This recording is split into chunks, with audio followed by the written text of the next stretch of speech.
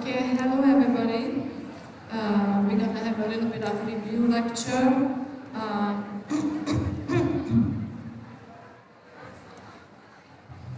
Are you guys ready? Anyway, I'm going to go over with you guys the nervous tissue PowerPoint, okay? Because some of you emailed me that you are longing for that lecture, and then we talk about exam, okay, a little bit. Sounds good? Do we have to do attendance for a review lecture or not? Yes? Okay, thanks for answering. No idea what's going on.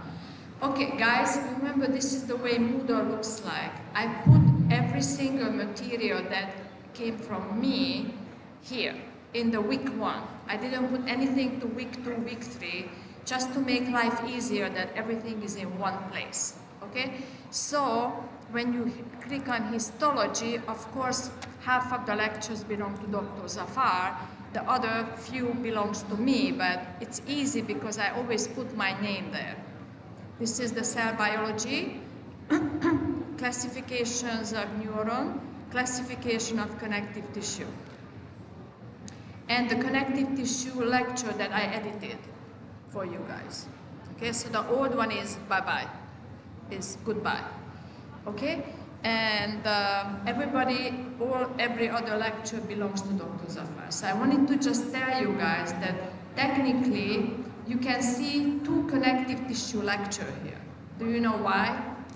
Because in the actual lecture, which is the edited version, I just talked to you in general about the boom, boom, boom, the cells in general, then the protein fibers in general, and then the ground substance in general.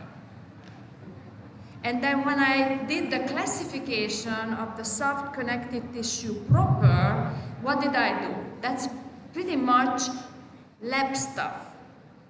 Because now you go through the different types of connective tissue, the way they organize them. And how did they organize them, guys? By the matrix. If the matrix is jello, that's when you call it soft connective tissue proper. Why are we doing this? Because we're gonna have other connective tissues where the matrix is not gonna be soft, it's gonna be really hard, like calcium in the bone. So that's why I want you to understand that one classification is based on that the matrix is soft or not soft. And it can be even liquid, which would be blood and lymph. Okay, liquid connective tissues. And then when you go down to the classification of the connective tissue proper, the soft connective tissues, that's when we did 2 embryonic, right? Embryonic, that is kind of different. And the other ones were, the classification was based on what? When you say loose and dense, regular or irregular? Yeah, I already heard somebody said very well, it's based on the fibers. You can't make classification based on fibroblasts because all of them has fibroblasts, all of them has white blood cells, so you cannot do classification. The organization of the protein fibers determines that if it's loose, it's loose. If it's tight, it's tight. If it's regular, then how do they locate it? Parallel. I put everywhere, almost everywhere. Regular, parallel. And when it's irregular, the fibers are all directions. Okay? Right? All directions. Okay. So that's why we have 2 basically lectures. Of course, I can put them in one lecture, but now in terms of classification of Neuroglia and Neuronal Glia lecture, I wanted to be honest with you, I cannot make 2 lectures out of it. It is what it is for lecture and lab, which makes life easier. Okay, so we can go over that because some of you requested me to do that, and then after that I answer some of your questions. So let me do that. And you know, I send you the 5 slides that I pulled all the functions out, so that you don't have to individually look. But however, you may want to use the PowerPoint because, you know, the visual is there for you. Sometimes you have to kind of open both and to see how those neurons looks like, because the identification is coming on OSPI. Functions are more likely coming in I mean, it can come in both actually, but that would be more like a MCQ type of question. Okay, so looks like it's gonna be forever. Anybody has a question until this guy wakes up?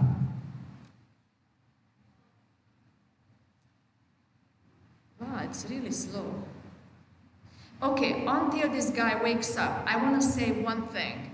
So you guys have all histology material in 3 formats. Like for example, you have the classification of connective tissues in a PowerPoint.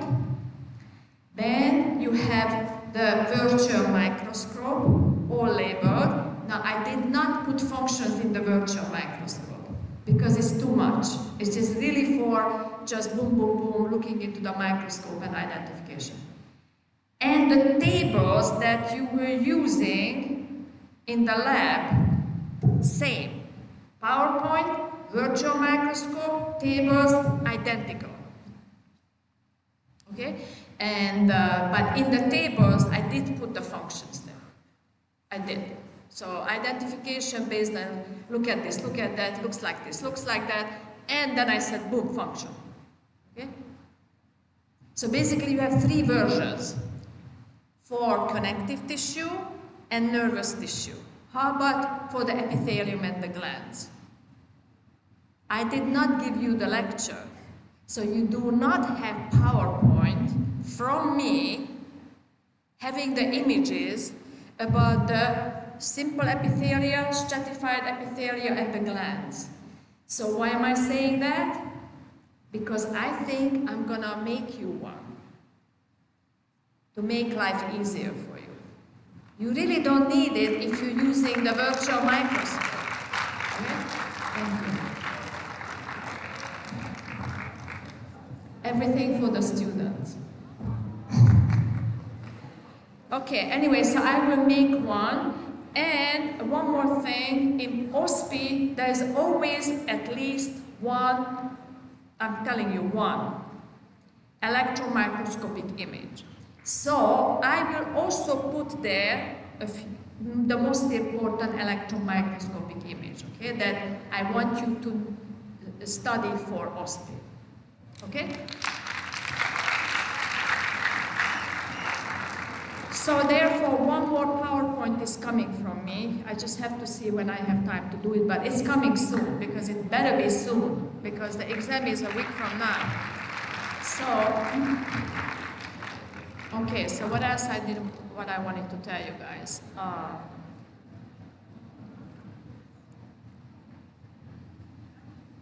Okay, so it's almost, woke up, very good.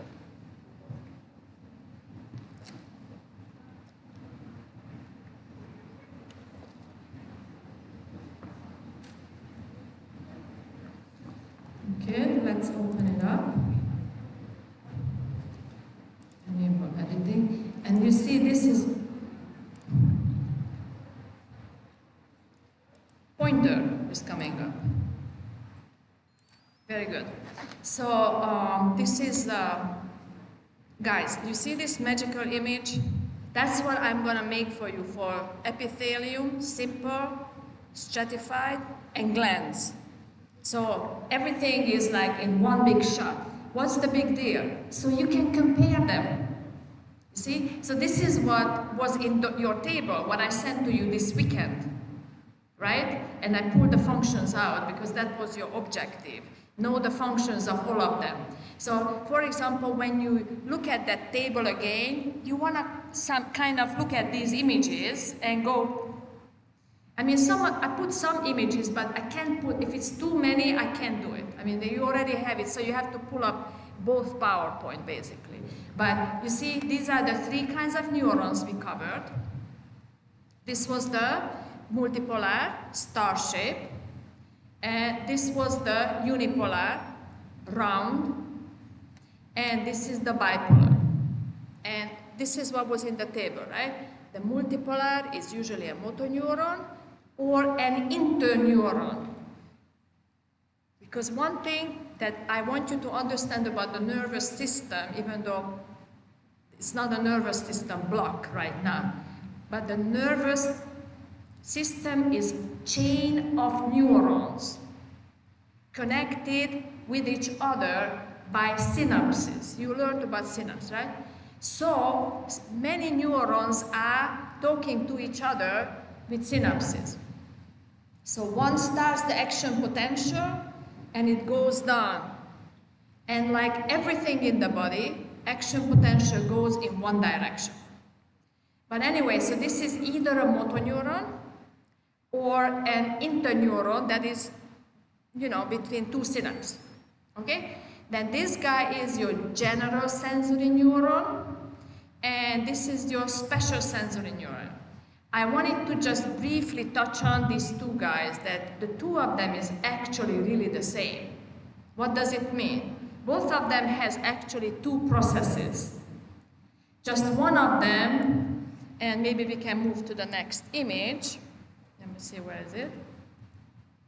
Oh yeah, this is my alma mater in New York City.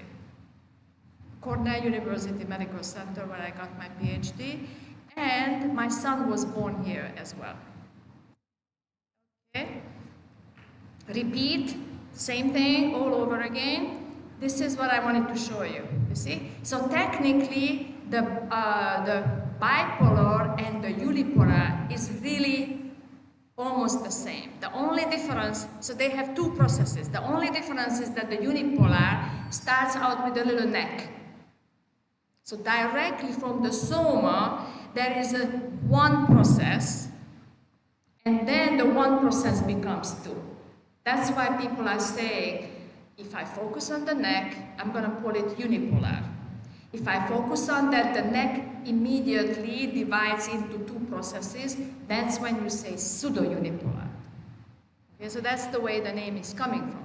But the fact doesn't change that a sensory neuron always have to have two hands, so to speak. One hand is picking up the sensation, stimulus, and a receptor.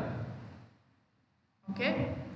Then the action potential is going through the dendritic end, because dendrites is the place where the stimulus is. Did you guys learn that? Dendrite is the receivers of stimulus. Then the soma of the neuron is processing the information, and then the other hand is heading toward the brain, okay, for short and sweet. So both of them is the same. So what is really the big difference between the two guys, the bipolar and the pseudo-unipolar guys?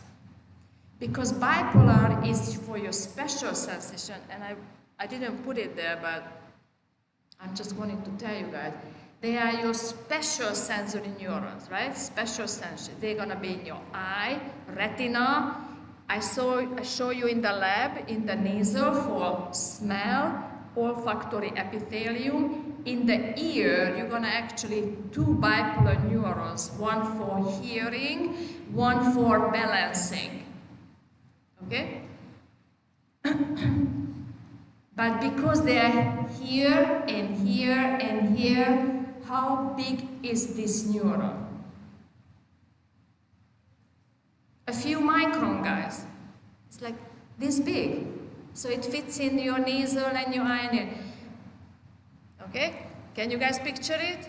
The bipolar neurons are tiny on your head. They are not in your body. Okay? It's all on your head. What about the pseudo-unipolar who is picking up touch, pain, and temperature in your body? Those dendrites and axons can be extremely long. How long? 1 meter. Okay? Because we have to pick up touch, pain, and temperature from every part of the body. Okay? So the nerves are picking it up. The nerve has your axons or the nerves, dendrites, the picking up the sensation. The dendrites are sitting in your sensory part of the nerve, bringing it in to the spinal cord. So that's already 1 meter. And then from spinal cord, go up to the brain, 0.5 meter.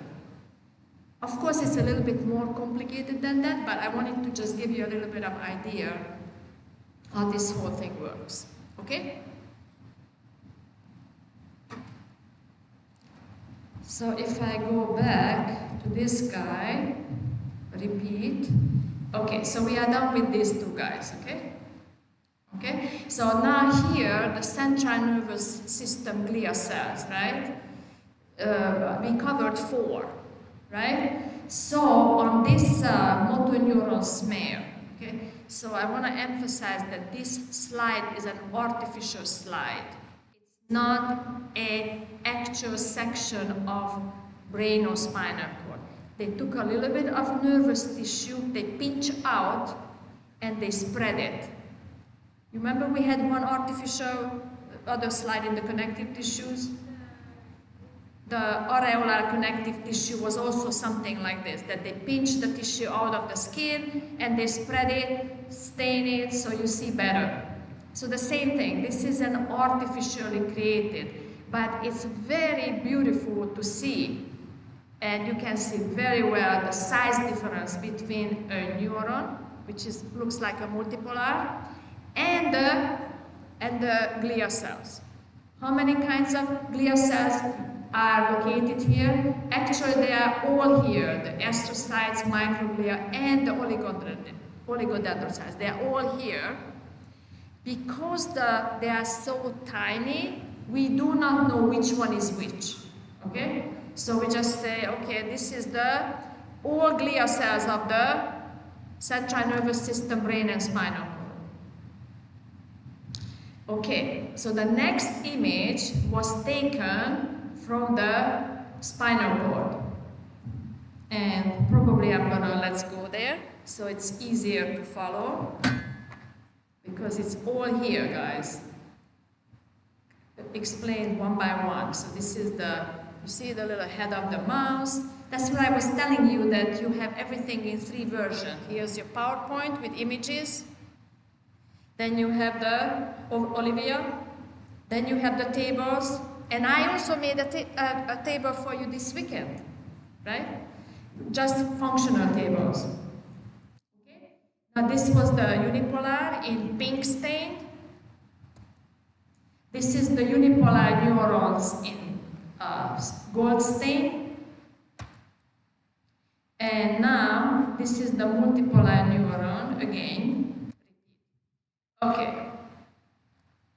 So this is a table for you. Tables are magic. I love tables because it organizes. You see, function, general sensation, unipolar. Interneuron, multipolar. Motor neuron, multipolar. Special sensation, bipolar. That's what I just did.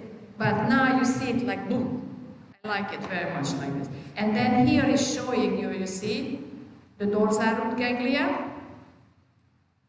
Right here. So this is the dendritic ending that is picking up the, let's say, touch somewhere in your body, bringing it in, processing, and the other hand is taking it into the spinal cord.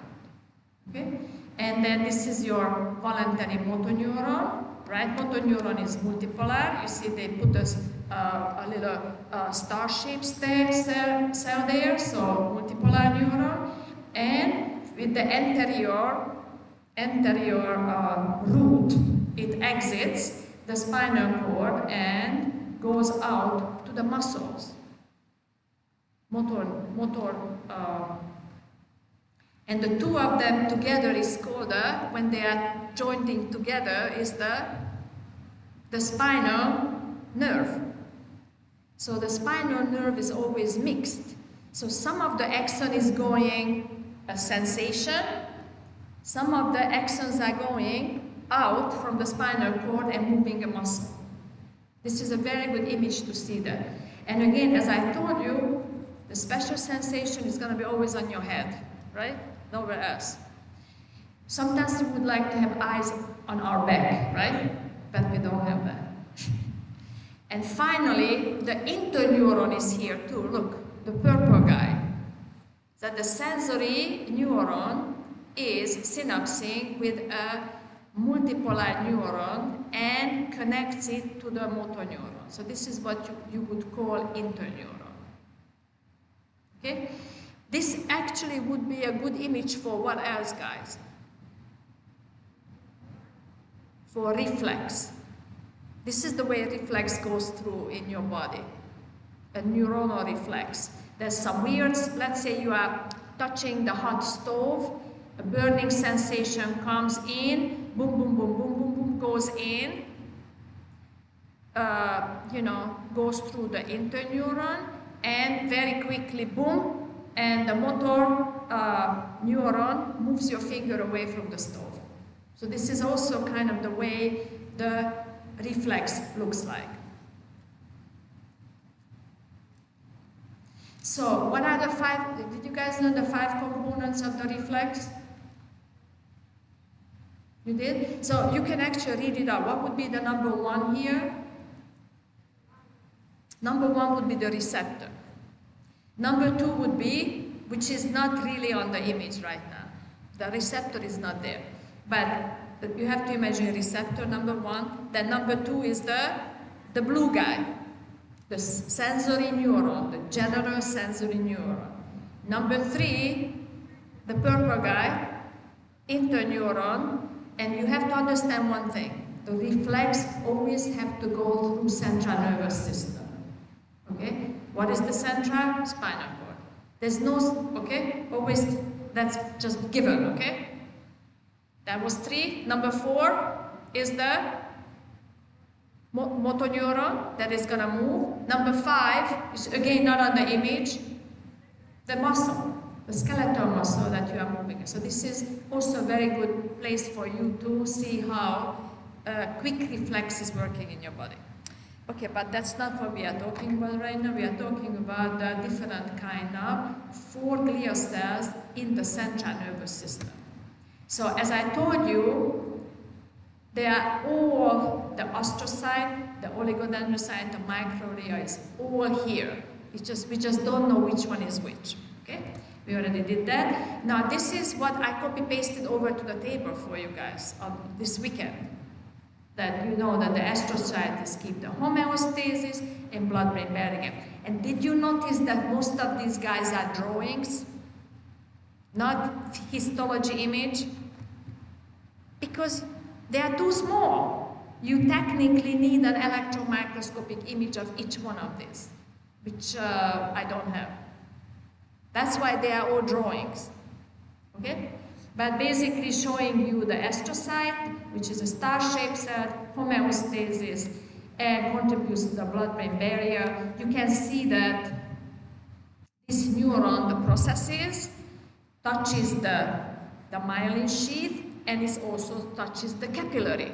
So make sure that whatever comes out of the capillary, the neuron is still going to be happy. Okay, that's what I call homeostasis.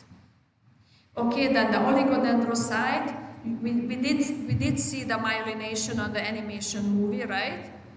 Oligodendrocyte is doing exactly the same like Schwann cell.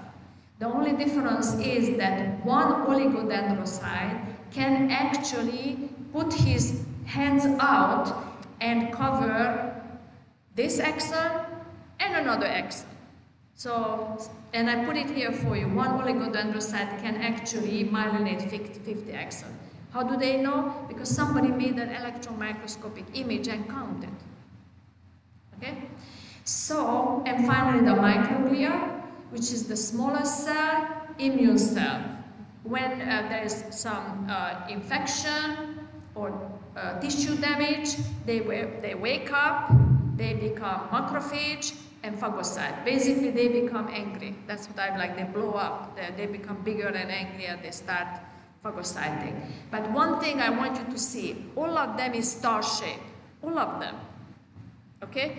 Just like the multipolar neuron. So what's the big deal? No axon. Okay? The multipolar neuron always have axons, right? And all neurons have the sensory has only 2 processes. But the multipolar has many dendrites, many processes, and 1 axon. These guys also star-shaped, no axon.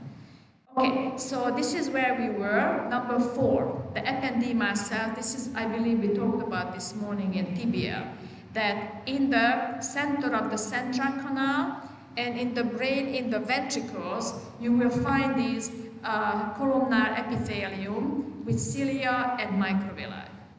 And here is, I hope you guys recognize the columnar epithelium. There are lots of oval nuclei in one line. Some of them is round, so it can be a mixture. Here's the cilia, and here's your lumen. That makes it a simple columnar epithelium. And as we did, cilia is always for movement, microvilli always for absorption, and some people believe this is stem cell. I mean, between you and me, if it's really a stem cell, it could work a little bit better than it is, because we know that if the brain cells, neurons get lost, they don't really recover. So it's more like we are born with, let's say 1 billion of neurons, and they keep dying, and they never come back. So by the time aging hits, the number of the neurons are greatly decreased. Okay? So this was your 4 glia cells in the central nervous system. But what I wanted to show you was, is it here? This is what I wanted to show you. So again, the same slide, on the same slide, you see here's the butterfly of the spinal cord. The butterfly is where the neuron cell bodies are, somas. Okay? If you go around the butterfly, that's when you're gonna, you see the zoom zoom sign everywhere? That's your zoom zoom sign. That's when you're gonna see this. So what are those guys?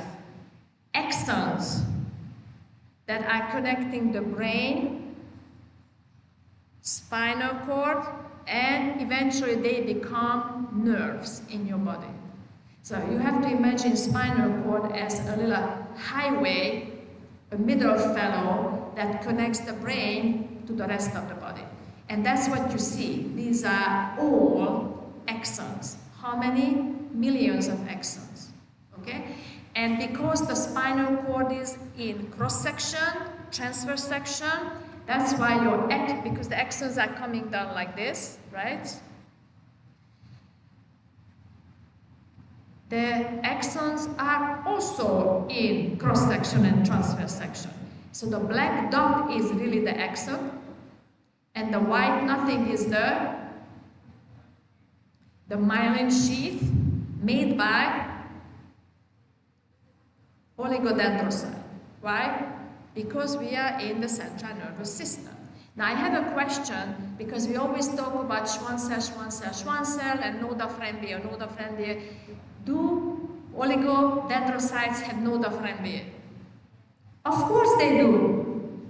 Just because we don't have that kind of image. If I would have a longitudinal view of the spinal cord and to see the axon, yeah, that should be able to see. I'm always lost here. Let me just show you on the image. So here's your, you see it's a very nice image about node of Ranvier, okay? In the central nervous system, the oligodendrocyte, axon 1, axon 2. And this is your node of Ranvier. So it's there, guys, okay? It's just unfortunate I don't have that kind of image. This is what we have in the lab, but it doesn't change the fact that All of them have node of Ranvier. What does it mean? Little empty axons where, what do you have there? Lots of voltage gated sodium channels to speed up the action potential. Okay? So yes, it's both there in the periphery and the central nervous system. Okay, so that's why you see the axons. What am I doing? I'm going backwards. Sorry. I'm only wanting to go forward. Now, you see, I put here for you two images. One with hematoxylin I was in, same thing. Here's the butterfly.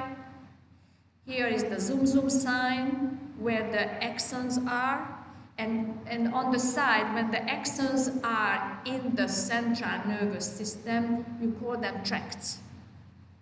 When the axons exit the spinal cord and go out to the body, that's when you want to call them nerves. Okay? And look, you see here, you can see also in hematoxylin that the purple dot is the axon, the white is the myelin. So what is this chaos left and right? The glia, guys. All glia is sitting there, what we cover, the central nervous system glia, except the ependyma, because the ependyma has to be at the fluid, at the lumen. But the oligodendrocyte, the nucleus of the oligodendrocyte, this has to be there, right? Pushed out to the side. Then astrocyte has to be there, and the microglia has to be there. And of course, lots of processes as well. Okay, so you see the same image with pink, the same image with gold. Okay, now that we got this straight, let's go back for a minute because this is what we were doing. One sec. This is what we were really doing. The 4 central nervous system glia. Okay? I showed you that these guys are the teeny tiny blue dots. The ependymal cell has to be the ciliated epithelium at the central canal or the ventricles. So if we go down, so now if we go back to the original image, right? Now you understand that why this is oligodendrocyte, because this was taken from the cross-section of the spinal cord from the white matter. Why is it white matter? Because myelin sheath is fat and fat is white. Okay? And here is the ependymal cell. So this is what we just covered, guys. So who is left behind? The peripheral nervous system glia cell, which is the Schwann cell. And this is also Schwann cell with a frozen tissue when the fat did not wash away. You can stain myelin black, actually. But this is what we have in the lab, hematoxylin eosin. Okay? And here is the satellite cell all around the sensory neuron in the dorsal root ganglion. And so in general, I often say that glial cells are the supporting cell, connective tissue-like cells functionally. They are not connective tissue to support the neurons. And in general, I like to say they are kissy-kissy, huggy-huggy, the neurons. Why? Because that's really what they do. Here, oligodendrocyte wraps the axon. CSF is different. Schwann cell wraps the axon. Satellite cell, hijab on the neuron. They are literally hugging the neurons. Okay? So let's look at now these guys. Because as you can see, that was your MAPI, and then I go down one by one, all of these tissues. And again, this is the same satellite cell image. Now on this golden image, unfortunately the satellite cells are not visible, unfortunately. But you can see X processes, axons and dendrites in a cross section here. Okay? inside the ganglia. So again, that's axon, and the white is the myelin. Who makes the myelin in the ganglia? Schwann cell. Just remember, ganglion is peripheral nervous system, okay? It's not central. Okay, so we did this, we did that, very good. We also did that. So now this is where we are, right? The end of the table, the end of those images on the first slide, Schwann cell and satellite. So how was I able to show you? And here's Mr. Schwann. Okay, so this is a very good image to show you the sensory neuron and the hijab, right? The satellite cells. They're really wrapping, kissy, kissy, huggy, huggy, the soma. And this is the neck. You see, the neck already has a Schwann cell on it. And then the left and right split of the two hands of the neuron, the two process, dendritic and axon process. And here is the Schwann cells one by one. It's not labeled, but this is the node of Ranvier between. Now, how did you see this in the lab? That's what comes next. So on this image, I was showing you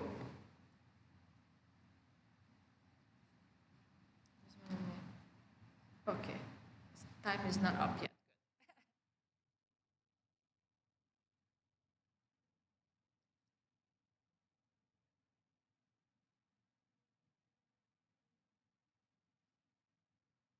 Okay, so I hope you recall this slide in the lab, and maybe you don't have time to look at it, but this is the peripheral nerve slide, and they show you the longitudinal view of the nerve, and they have a cross-section view. So now on this image, I said, let's focus on the Schwann cell. Okay, so what did I do? This arrow shows you that I magnified the longitudinal view of the nerve. This arrow shows you that I magnified here the cross-section of the nerve. Okay, I didn't put zoom sign because sometimes I feel like it's disturbing, like covers up too much. But so the moment you zoom into the longitudinal nerve slide, boom, boom, boom, suddenly you're gonna start seeing the nodes of Ranvier. This is the way you're gonna see them. Okay, this is probably the better one. And I have a question. Do we have Schwann cells and node of Ranvier everywhere? Or just here and there? In this slide?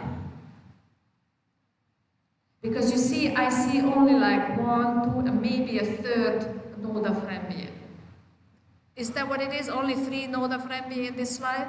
I just want to make sure that you understand it's, again, the cut. If the cut happened to be going through perfectly through the axon, like what happened here, then you see everything beautifully. Now, if it's too pink, where did the knife go through, guys? The collagen of the endoneurium. So let's go through one by one the parts. So in the center is the axon. The white around it, going around, is the Schwann cell. So how many Schwann cells looking at each other?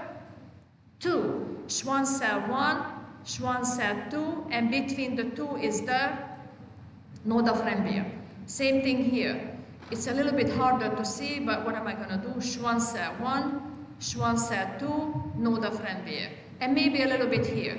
Schwann cell 1, Schwann cell 2, node of Ranvier. So again, if I say, what is the name of this white cell? What do you say?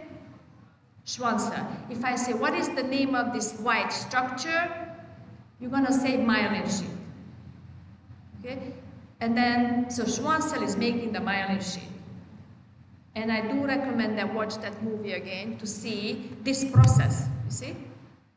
That the cytoplasma and the nucleus of the Schwann cell is pushed out to the side. So the cell flattens out and the plasma membrane is going around and around and around. Kissy, kissy, huggy, huggy again.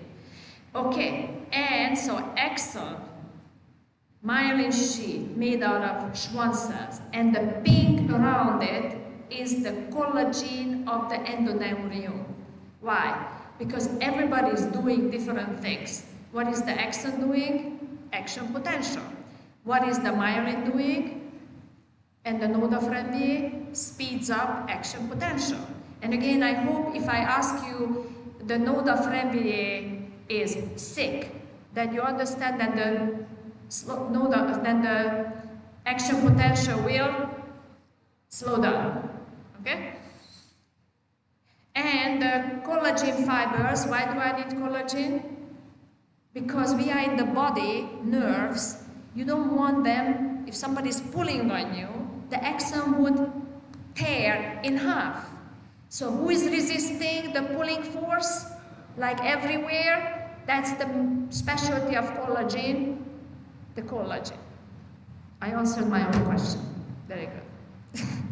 Anyway, so how many cells you are really looking at? The axon belongs to the, how about the neuron? The myelin belongs to the Schwann cell, and the endoneuron collagen belongs to the fibroblast. So you are dealing with 3 kinds of cells, guys. So if, let's say, it really happens that the nerve got torn in half, let's say, and they are not, I don't want to get into every pathophysiological details right now, but technically you need all 3 of them to fix the problem. The neuron is going to grow the axon and try to find the other end. The Schwann cell is going to do the myelination, and actually Schwann cell is also famous for guiding the axon to the right location. And then comes the fibroblast to restore the collagen endoneuron. Okay, so you need everything in order to regenerate a peripheral nerve that is actually possible. Is it possible to regenerate an axon in the spinal cord?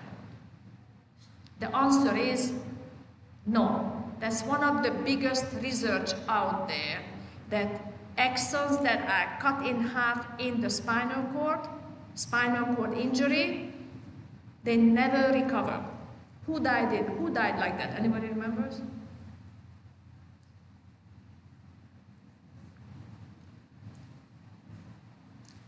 Guys, Superman died. Christopher Reeve. He fell off the horse, broke his neck, and as a result, the axons that I showed you, and it's here in hematox. Wait a minute, that's not the spinal cord. This is a nerve. Sorry. So not here. The axons tracks in the spinal cord was cut in half. And he was sitting in a wheelchair for the rest of his life, God bless him. And also, he couldn't even breathe. Do you guys know who I'm talking about? You guys are too young for this. Okay, then Google, the original Superman. Because right now, who is the Superman? That other really handsome guy, what's his name? The Cahill, what's his name? Henry, right? Yeah, before him. Okay, before him. Okay, so this is what we discovered from the longitudinal view. Let's look at the cross-section view of a nerve. In the cross-section view of the nerve, that's when you will see, guys, that the axons are packaged in collagen. Okay, again, for support. Why? Because we are in the harsh body. Okay, so yeah, just one more thing. Just one more thing quickly. Here's the axon, right, in the peripheral nerve. Where is the soma, guys, of this neuron? If it's a motor axon, very good. Then it's going to be in the spinal cord, anterior horn, where the motor roots are coming up. Now, if it's taking sensory signals, then where is the soma? Dorsal root ganglion. Far away. Okay, now back to the cross section. So the packaging is, you know, outside thick collagen is called the epineuron. Then you have this group of axons that we call fascicles, neuronal fascicles. They are red with a little bit thinner collagen we call perineurium. Usually I label it here so you can mix it with the epi. And then when you zoom into one fascicle, that's when you're going to start seeing the individual axons again, right? Let's find a good one. I labeled one good, but here's another one. This is the axon. The white is the myelin sheath in cross-section made by Schwann cell, and then comes this pink background, that's your collagen, made by Interneuron. So what is the difference between this view and what you saw in the spinal cord? It looks very similar, right? Axon and white myelin. What's the difference, guys? The collagen. You do not have collagen in the central nervous system, but in the body you have to, okay? Because that's the only way to resist pulling force, okay? So let's do it. This is repeat, repeat.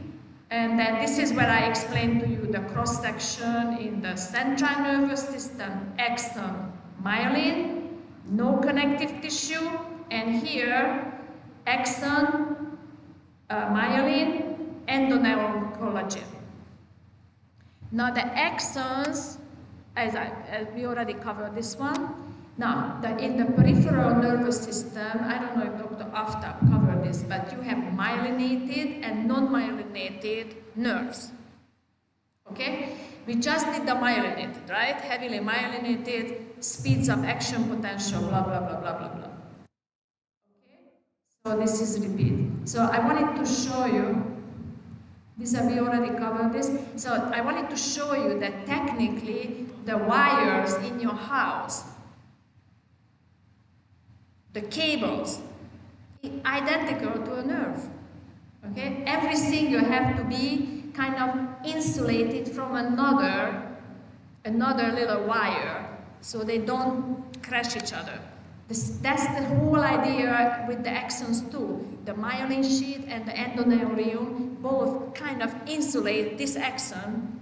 So if this axon is sensory and this is motor, they're not gonna crash to each other. Okay? So this is what I call stealing ideas from God. This is what I call, okay?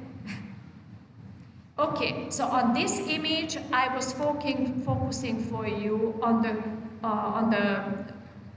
connective tissue covers, okay? It's the same image. In the previous one, I was more focusing on the Schwann cell and myelin and axon. Here is the collagen. This is frozen section. Another one, you can freeze the fat, it doesn't have to wash out, and then you can stain it, and you can see again very nicely node of Ranvier. So when do you see node of Ranvier, guys? In the longitudinal view of an axon or a cross-section view of an axon? Exactly, only in the longitudinal view. And then tongue, peripheral nerve, we're going to skip this for now because it's coming anyway. In the MSK, but you can see in the tongue, you see the nerve right here. Axon, myelin sheath, endoneurium. Okay? And then, we did cover this, right? You remember? On this, the only thing is that here you have, this is your cross-section of the exoplasma. This is the myelin sheath magnified here. And guess what? On this image, you can also see the nucleus and the cytoplasma of the Schwann cell that was pushed to the side. Okay? And where do you find these fast myelinated axons? In the somatic motor and the somatic nervous system. So, and the next image is give you an idea how a non-myelinated looks like. Here is, the pink guy is the Schwann cell. This is the nucleus of the Schwann cell.